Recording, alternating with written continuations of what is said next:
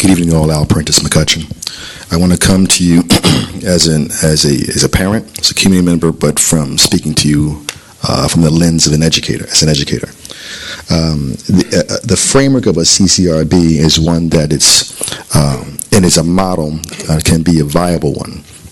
But I want to enter the conversation briefly by just acknowledging that the crisis of interaction as an educator between the youth and institutions within this community.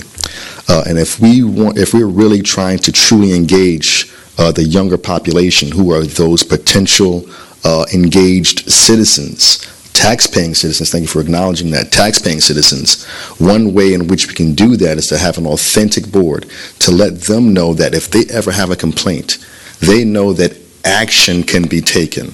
And if we want to truly model for our younger people in the community action-oriented steps that can be taken when they have an authentic concern, I think it's in our best interest to make sure that we go about the business of making an authentic board that has the authentic and genuine oversight needed so they can know that if there's a concern moving up, no matter where the concern is, so they can know whether it be the school, no matter what the case may be, they can know that there are processes that are going to actually take place. And it's not just a performative set of steps. It's not just a perfunctory set of steps. It's something that's actually going to happen. There's a crisis because our students, our young people, don't feel anything is ever going to happen once they articulate their concerns.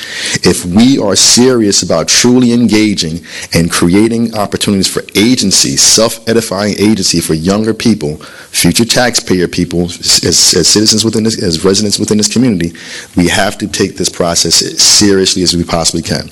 And that includes all the things that the aforementioned speakers said in terms of authenticating this process, but more importantly, making sure that the young people know that there's transparency involved, making sure they know that there's going to be steps that they know things can happen in the process. If we don't acknowledge the crisis of interaction or the lack thereof within our community, we're never going to truly reach those young people who we're trying to get and trying to rebrand, redesign the relationships within the community because they don't think anything is going to come about it.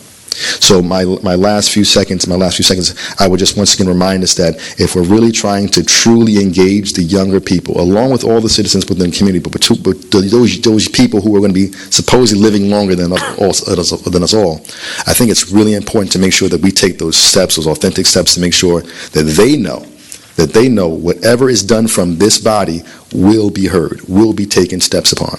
Thank you very much. Have a great evening.